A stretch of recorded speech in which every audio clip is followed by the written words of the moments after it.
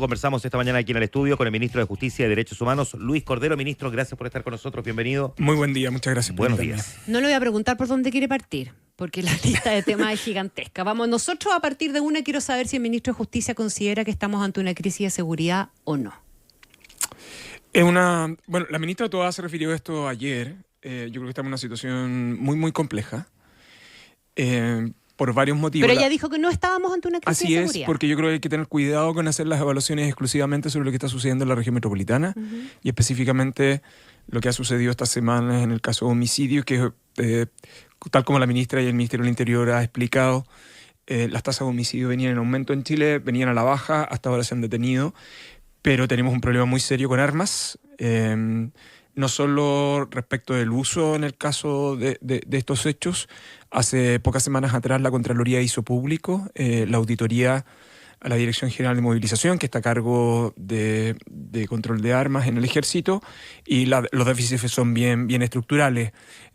Hace otras semanas atrás, dentro de un contexto de una investigación que lleva a cabo el Ministerio Público conjuntamente con Gendarmería, por información de Gendarmería, se pudo detectar no solo personas privadas de libertad, sino que también gendarmes participando en venta y tráfico de armas. Es decir, tenemos un tema muy complejo en armas y probablemente forma parte de las estrategias que hay que abordar.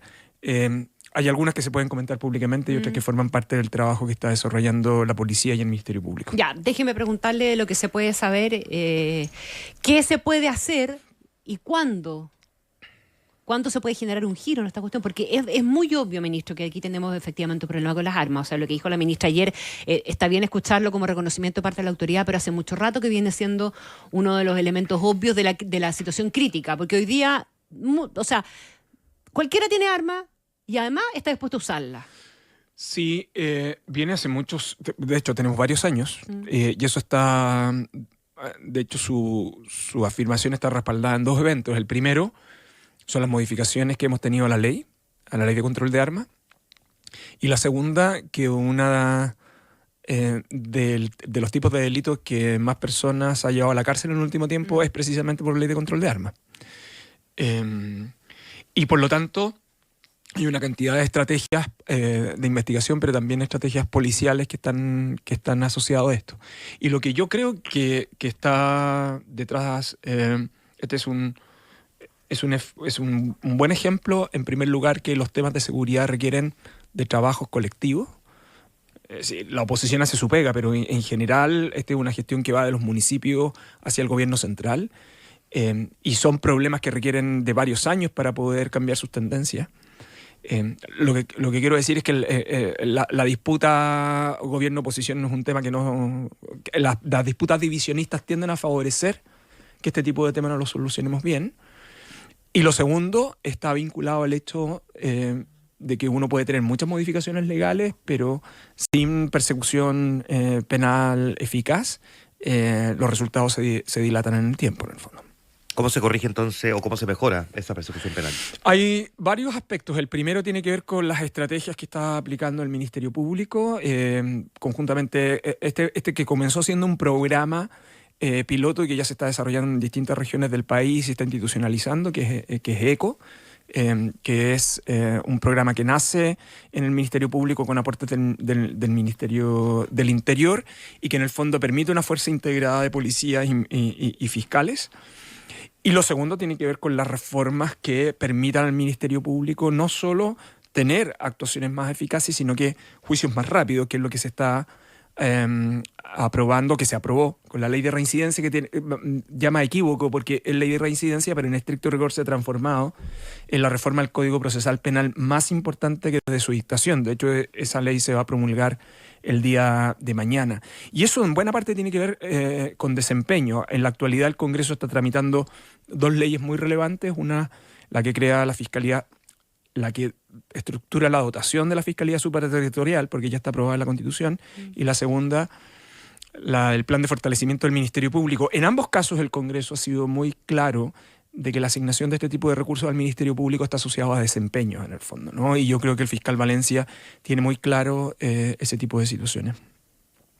Ministro, bajemos un poquitito esto que estamos conversando al caso que se conoció el fin de semana, con este carabinero que terminó muerto en las afueras del Teatro Caupolicán. En un primer minuto, solo para refrescar el tema, ¿verdad? Se habló de que había sido un asistente a un evento que había muerto producto de un tiroteo, incluso se hablaba hasta de una bala loca, pero finalmente supimos que estaba contratado como guardia privado de ese mismo evento, junto con un compañero que fue el que disparó aparentemente de manera accidental. Más allá de eso, tuvimos hace poco una ley de guardias privados, que lo meto como un tema más en esta cazuela de cuestiones que están probablemente relacionadas, ¿verdad? Tenemos un carabinero que no tiene autorización para trabajar como guardias privados, pero tenemos una ley que justamente pretende regular la especialización de los guardias privados y que está siendo, me imagino, pasada a llevar en algún grado, contratando carabineros cuando no se puede.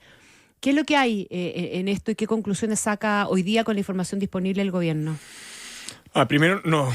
La ley de seguridad privada, su reforma estuvo mucho tiempo en el Congreso y finalmente se pudo sacar. Y el Ministerio del Interior puso mucho énfasis ahí. Lo segundo es que el propósito de la seguridad, de la regulación más intensa en seguridad privada tenía precisamente que ver con formalizar muchas de estas situaciones. Tercero, esa contratación probablemente es irregular, con toda certeza es irregular, tanto desde el punto de vista de la situación del policía que estaba de Franco y de su compañero. Como de la compañía. Como de la empresa que estaba organizando. ¿Por Primero qué? no sabemos si había una empresa de seguridad. Y en segundo lugar, respecto de qué tipo de evento. Porque para que quede claro, no está permitido por ley que un Así carabinero trabaje en sus horas libres Así como es. guardia privado. Así es. Ya. Entre otras cosas, porque además recuerda que Carabinero es el que está a cargo de la fiscalización de la ley de seguridad privada. Claro, por lo tanto, se fiscaliza a sí Fue mismo. parte. Ahora, Y- ¿se sabe, perdón, solamente para pescar este punto, si efectivamente estaban utilizando sus armas de servicio? No, forma parte de la investigación. El gobierno no tiene información sobre ese detalle Hasta el momento. Ya. Y este es un tema que es delicado porque yo creo que hay que tratar de ver esta circunstancia, más allá de la tragedia que implica esto, en que Carabinero, y no solo Carabinero, sino que cualquiera de las otras instituciones de personal que tiene derecho a portar armas, me estoy refiriendo a la Policía de Investigaciones, a Gendarmería, a las Fuerzas Armadas, es efectivamente hacer una evaluación de si podrían existir labores similares de funcionarios en situaciones de estas características, en el fondo, ¿no? Yo creo que es un tema, puede ser una luz de alerta que yo creo conveniente advertir. ¿Luz de alerta de qué?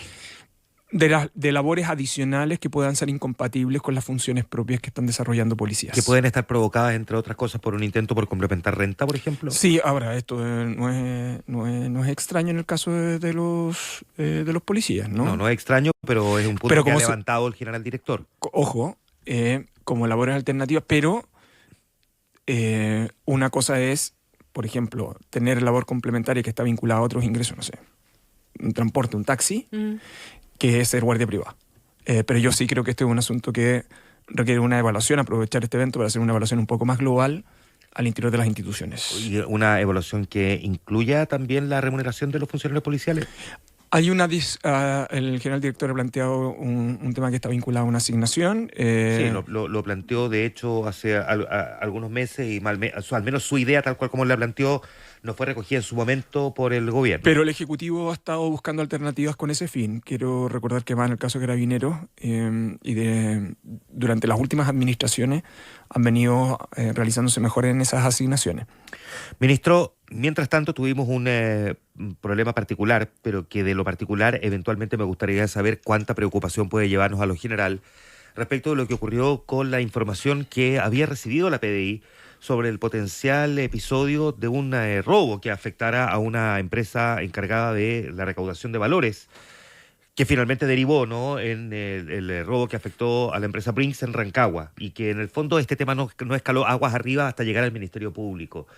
Lo que a muchos nos hace, al menos a mí, formularme dos preguntas. Primero, ¿cuál es la obligatoriedad o el mandato que existe respecto de cuando se recibe un antecedente de esta naturaleza? Porque le he preguntado a algunos fiscales y algunos fiscales dicen, muchas veces la policía nos entrega información que la verdad es básicamente... En verde, totalmente en verde. No, basura, que en Ya, estricto bueno, rigor, claro, recibieron un dato, un soplo, pero que pierden tiempo investigando información que deriva en nada. y que muchas veces eso genera un desincentivo, muchas veces la PDI a estarle entregando a cada rato a los fiscales información que al final no deriva en nada. Primero, si es obligatorio entregar siempre la información, y segundo, cuán general puede ser que efectivamente la PDI no le esté entregando todo los antecedentes que tenga el Ministerio Público, y por lo tanto que esto esté impidiendo poder aclarar o evitar que se concreten ciertos delitos. A ver, esto tiene una deriva institucional previa.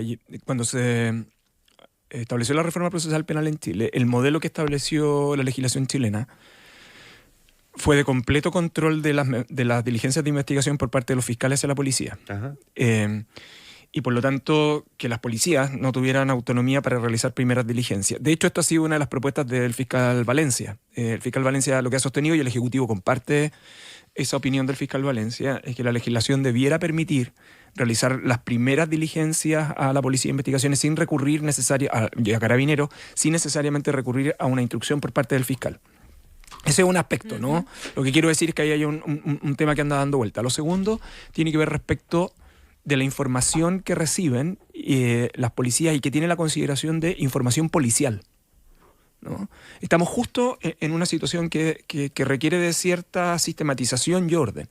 ¿Esa información policial siempre debe ser trasladada a los fiscales, o en realidad esa información policial debe ser trasladada cuando tenga antecedentes de convicción que estén asociadas a ella? Y pasa lo que usted señala, que es lo que suelen indicar fiscales y exfiscales. En muchísimas ocasiones la policía acompaña antecedentes que probablemente no sirven para nada, y los fiscales le van a decir, mire, sigue investigando. Pero tal como ha dicho el fiscal nacional estos días, sobre el cual en una actividad que estuvimos hablamos sobre este punto, lo tercero tiene que ver con un robo de estas características, en el fondo. Y un poco de criterio. Sí, un poco de criterio. En el fondo, lo que está detrás de esto es Claro. cuánto criterio es lo que está, lo que pudiera afectar. En cualquier caso, la investigación que abrió el Ministerio Público es para despejar si en rigor estos obedecieron a circunstancias de esas características. O sea, una falta de criterio o eventualmente un tema de corrupción. O una participación, una conducta corrupta que permitió la ejecución del delito. Ministro, antes de ir a un ping-pong de preguntas cortas para tratar de llenar las muchas que tenemos, vamos un poco al caso Audios, que es posiblemente una de las cuestiones que más ha copado la agenda en el último tiempo, en paralelo con el tema seguridad. Ayer venía una entrevista al ministro de la Corte Suprema, Jean-Pierre Matus, Corte Suprema que ha sido tocada, Sí, ¿verdad?, de manera... por una de las varias derivadas del famoso caso Audio. Tiene una comisión de ética funcionando hoy día a propósito de los chats derivados del teléfono de Luis Hermosilla. Decía el ministro Matus que no se le puede juzgar por lo que hizo en su pasado como abogado privado, sino que llamaba a juzgar por su labor actual como juez. Sí. ¿Le parece a usted que está ok esa afirmación? Lo que pasa es que yo ¿O creo uno tiene también espacio para juzgar por el pasado a un ministro actual de la Corte Suprema? Es que yo creo que él está respondiendo a la pregunta sobre la acusación constitucional. Sí. La acusación constitucional tiene una causal muy específica en el caso de ministro de los Tribunales Superiores de Justicia, que es notable abandono de deberes. Y la acusación, como estructura de responsabilidad, responde al reproche de la acción en el desempeño del cargo. Sí, de acuerdo. En consecuencia, si alguien quiere formular una acusación constitucional contra el ministro Matus, tiene que ser sobre actos propios de la función. De su desempeño con la función. Ahora, eso tiene que ver con la acción de responsabilidad que está vinculada a la acusación constitucional. Ajá. Otra cosa distinta es el debate público que pueda existir sobre actuaciones previas. Y respecto del Yo creo debate que la público, respuesta de él tiene que ver con lo primero en todo sí, caso. de acuerdo, de acuerdo. Sí. Pero llevada esa misma idea a... Porque él también ha reclamado un poquitito en esa dirección Sí. antes de que le preguntaran por la acusación constitucional. Sí. ¿Usted considera que un ministro de la Corte Suprema debe responder también por su pasado en el mundo privado al momento de aparecer, cuando aparecen antecedentes como los que tenemos a la vista hoy día? Lo que pasa es que un ministro, en los procesos de nombramiento de ministros de corte, suelen ser mecanismos de escrutinio. De hecho, el Ejecutivo ha manifestado preocupación, especial preocupación de lo que ha sucedido sobre este caso, por cómo afecta a la profesión legal y al Poder Judicial. Quiero recordar que el Ejecutivo ha presentado recientemente 3 nombres para la Corte Suprema que van a audiencias la próxima semana, y el Senado va a tener que votarlos. Estamos en un momento muy crítico. Son 3 ministros de carrera y ministras de carrera. Entonces, el escrutinio que se realiza en este periodo es un escrutinio bien intenso. El ministro Matus estuvo sometido en el proceso de nombramiento a un mecanismo de escrutinio.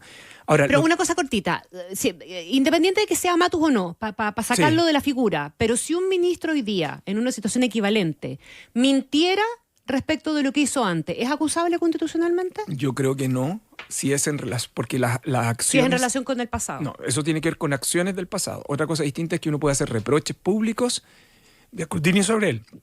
Esto es importante en el caso de 5 ministros o ministras de la Corte Suprema.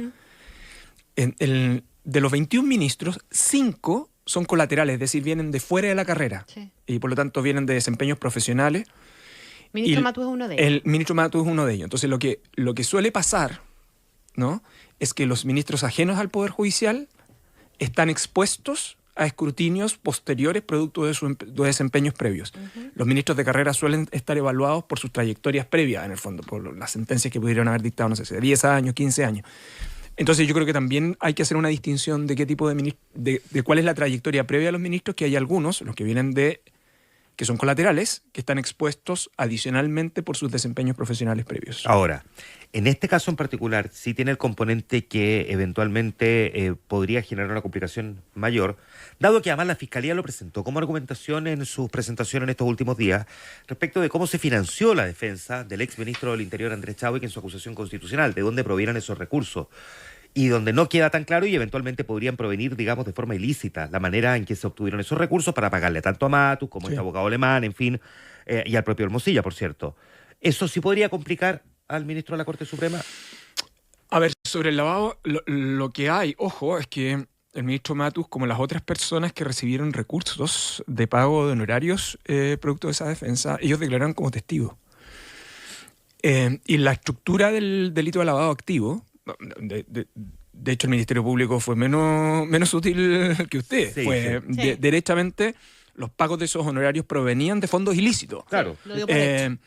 Lo da por hecho. Lo da por hecho. Claro. Y entonces, eso lo que abre es otra discusión. Claro, lo que pasa es que el Ministerio Público es una de las partes y yo tengo que mirar esto desde la lógica periodística. Ahora, hoy día vamos a escuchar a los querellantes y vamos a escuchar a la defensa, claro, en el fondo, ¿no? Pero en el fondo, ¿podría complicar al ministro de la Corte Suprema el que eventualmente, si se establece y se comprueba que esos dineros provienen, digamos, de manera ilícita y que él haya recibido un pago que proviene de una forma ilícita o no, porque él no sabía de dónde venía la plata? Es que en realidad cualquier persona que hubiera recibido honorarios, que hubiera prestado lícitamente sus servicios, no estaba en condición de poder verificar la licitud de los fondos, en el fondo, especialmente además si venían del pago de un cheque que había venido de Hermosilla. Ahora, ese es un aspecto. Otra cosa distinta son los abogados que participan de las organizaciones que defraudan, que es la situación de Hermosilla. Sí. Claro, pero este no es es un el caso... caso de Matus. Pero sí, déjeme preguntarle, Matus es miembro hoy día de la Corte Suprema y no sabemos cómo va a derivar este caso, pero en la eventualidad, ante un recurso de nulidad frente a un fallo, en fin,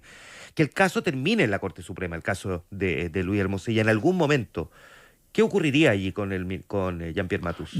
Bueno, él tiene... Y con el cuerpo colegiado supremo en general también. Que también, claro, Claro. que también ha quedado en entredicho, pero particularmente en la figura Bueno, de Jean-Pierre Matus. él tiene una causal, va a tener una causal expresa de inhabilitación, así que no va a poder pronunciarse. Déjeme preguntarle desde la perspectiva... Creo yo. Sí, bueno, desde la perspectiva, yo sé que esto lo lleva a la arena política, pero digamos que tampoco está usted en la academia, también estamos en un mundo político. Soy ministro de Estado, dice. Soy ministro de Ya no Estado. está dedicado a escribir columnas, las tiene todas guardadas, pero... La ministra del Interior anoche en Tolerancia Cero decía que respecto a la situación de Andrés Chadwick y que se haya financiado la defensa de esta manera, según la Fiscalía, es un informe que es demoledor, y es demoledor particularmente para un sector político, ¿no?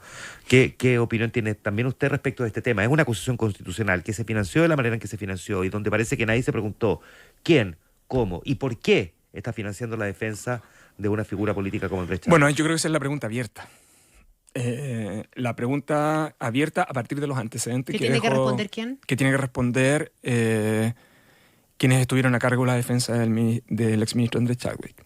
¿Le parece a usted que es demoledor también? A mí me parece que es muy demoledor, sí. Para entender bien por qué es demoledor. Porque la pregunta que a estas alturas, que es la pregunta política relevante a esa altura, es ¿quién financió y por qué financió esa defensa? En general, cuando usted ve las acusaciones constitucionales, lo explico brevemente, la Contraloría ha aceptado que los honorarios de una acusación constitucional sean pagados con cargo a fondo fiscal. Y lo segundo es que en aquellos casos, aquellos abogados o abogadas que han participado en acusaciones constitucionales que no reciben esos honorarios, señalan explícitamente que son pro bono.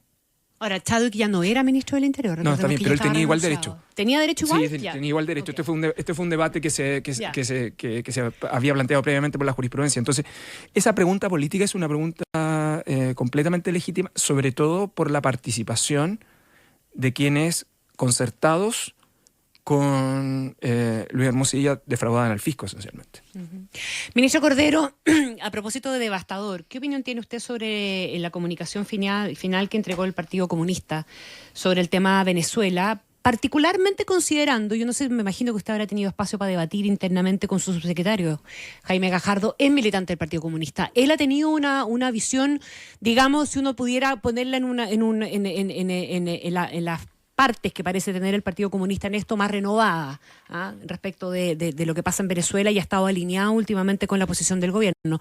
Pero lo que hace el Partido Comunista y particularmente el presidente del PC, Lautaro Carmona, es marcar de vuelta una diferencia con el presidente Gabriel Boric, cuando no está dispuesto ni a reconocer el fraude, ni mucho menos a reconocer, como abiertamente lo dijo el presidente el otro día, que Venezuela tenía una dictadura.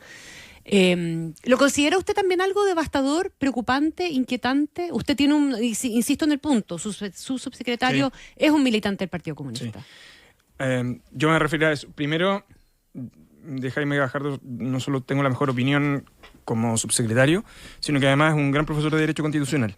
Dicho eso, yo, por cierto, me parece... yo hubiese esperado más de esa declaración. La situación de Venezuela es especialmente compleja en tres ámbitos. Uno, en materia de derechos humanos. O sea, yo creo conveniente no olvidar que la opinión categórica del presidente, en primer lugar, ha sido sobre la situación de derechos humanos en Venezuela. La situación de derechos humanos en Venezuela es grave. Y de eso el Partido Comunista no ha dicho nada. Y no ha dicho nada. Y me parece especialmente grave cuando se utiliza todo el sistema institucional para reprimir a opositores políticos. El gobierno de Chile, y este gobierno en particular, ha sido especialmente enfático en apoyar la misión especial de Naciones Unidas en Venezuela. Y ha reprobado la expulsión de la oficina del Alto Comisionado de Naciones Unidas. Esto lo digo porque hay cuestiones previas que son relevantes. Lo segundo, lo que estaba vinculado a la elección, el presidente ha sido bien categórico. El uso, el desconocer resultados, pero sobre todo el ocupar instituciones con el propósito de desconocer las mismas, no puede ser sino calificado como dictadura. Y en eso el presidente, yo creo, no ha tenido ambigüedad, ha sido bastante claro al respecto. No sé, el problema aquí no ha sido la postura del tercero, presidente. Y el tercero que a mí es que lo que yo creo que tenemos convicción en el sistema democrático, lo que no podemos aceptar es el matonaje en política. Y lo que yo creo que ha sucedido en el último tiempo es en la manera y el lenguaje y la forma en que se ha utilizado el sistema institucional para atacar opositores políticos en el caso de Venezuela me parece inadmisible en cualquier parte. Y esto es muy similar a lo que ha hecho Ortega en Nicaragua. Ya a mí me parece que son dos situaciones respecto a las cuales el país no puede mantener, y el sistema político en general no puede mantener omisión. Ya, ministro, usted acaba de hacer una lista de cuestiones que, a mi juicio, por lo menos solamente agravan la falta del Partido Comunista.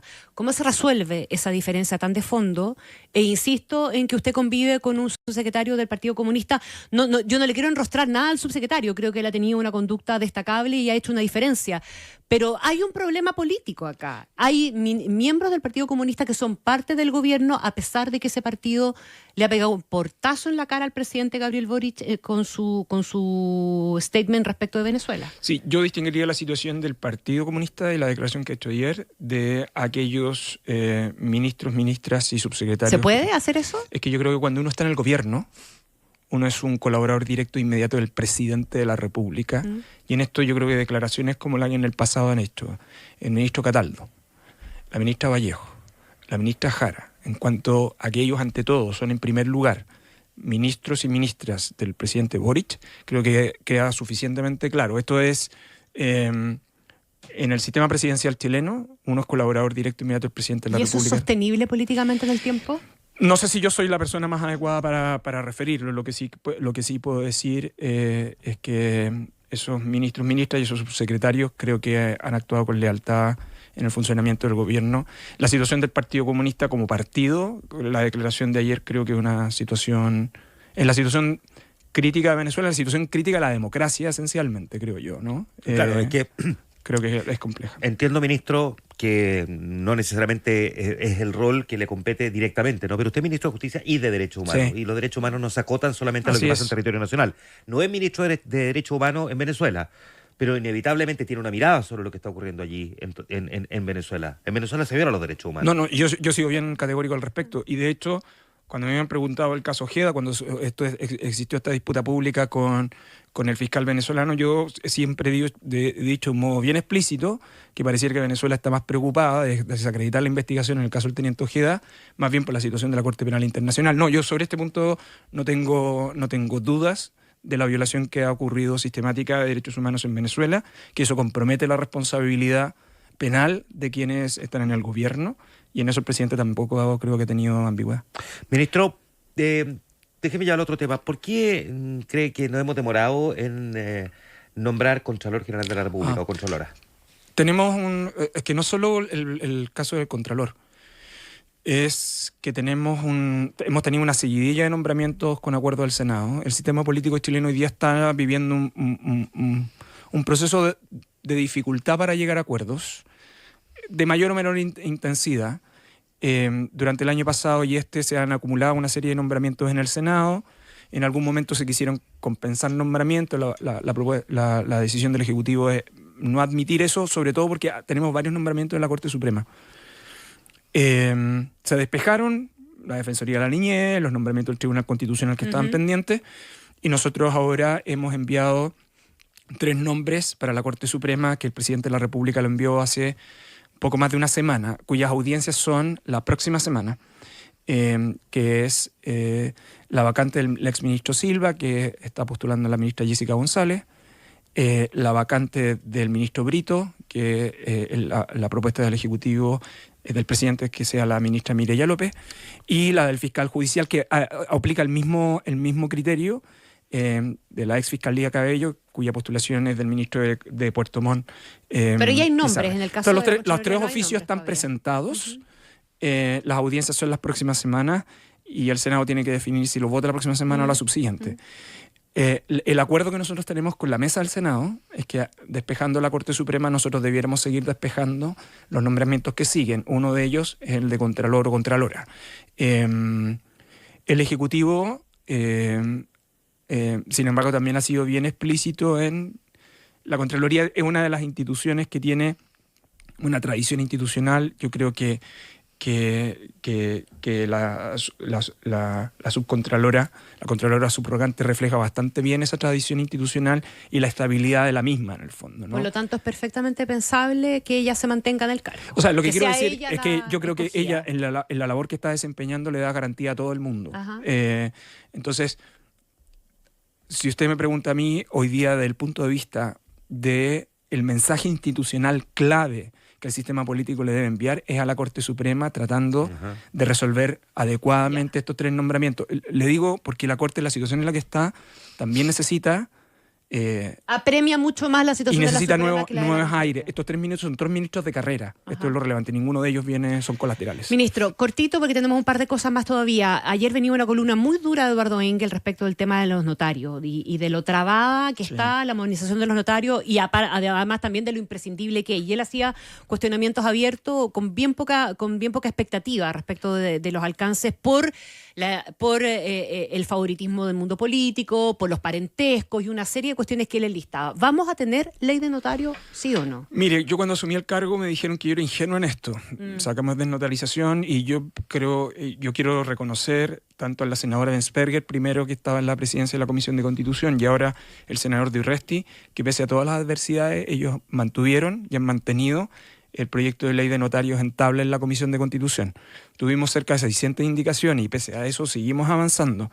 Probablemente no es el proyecto que a mí me gustaría, pero es el proyecto que está despachándose la Comisión de Constitución que permite resolver los 3 problemas más serios que tiene que ver, 1, con el régimen de nombramiento, que hay que sacar al Poder Judicial del régimen de nombramiento. 2, el régimen de calidad de servicio. Son oficinas de atención de público, por lo tanto tienen que cumplir con esos estándares.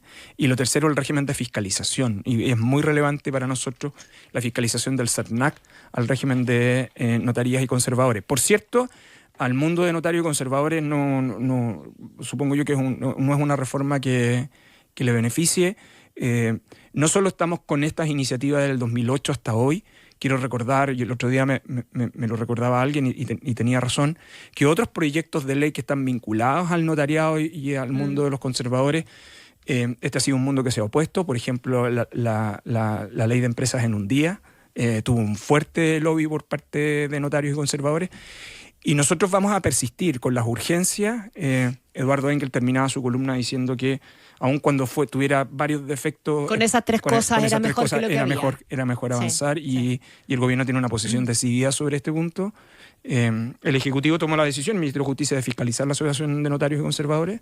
Ellos tienen plazo hasta hoy para responder eso. Sí. Podrían pedir prórroga, pero hasta ahora no la han solicitado. Ya estamos pasados la hora, así que ya una pregunta más, una pregunta más. menos. Ministro, para muchos el gobierno se quedó corto en las explicaciones sobre pérdida de confianza en el caso de Isabel Amor. Y algunos recuerdan que hay un fallo de la Corte Interamericana de Derechos Humanos del año 2018 sobre un caso en Venezuela que establecía que cuando se despedía con ese argumento a un funcionario público tenía que explicarlo nítidamente con todos los pelos y señales. No ha sido el caso. Lo que pasa es que la jurisprudencia chilena en el caso de cargos de confianza... es bien, la jurisprudencia de la Corte Suprema, por lo demás, es bien explícita sobre este punto, ¿no? Los cargos de confianza son de libertad de nombramiento y libertad de remoción. La Corte en general no tiende, por la naturaleza del cargo, ¿no? Sino esgrimiría o entraría a calificar esas razones. Ese es un criterio que también ha sostenido la jurisprudencia de la Contraloría. Yo supongo que este es un caso que se va a judicializar y por tanto en ese rango de discusiones se va a plantear el debate en tribunales, en el fondo. ¿Cuál va a ser la acción?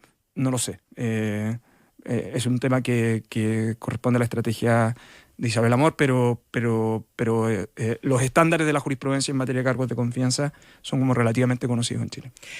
Ya, ahora sí, en 30 segundos.